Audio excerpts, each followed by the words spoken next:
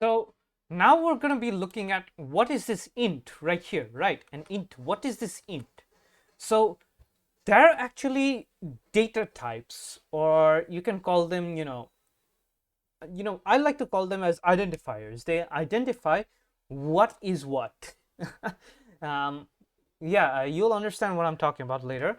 But these are what we call data types. Now, C has an int data type. Let me just list them down very quickly. C has these data types. Now, what are these? What are data types? They're actually, as I said, in my own language, and this is my own language, it can be wrong, but it's they actually identify who is actually what. So an integer, an int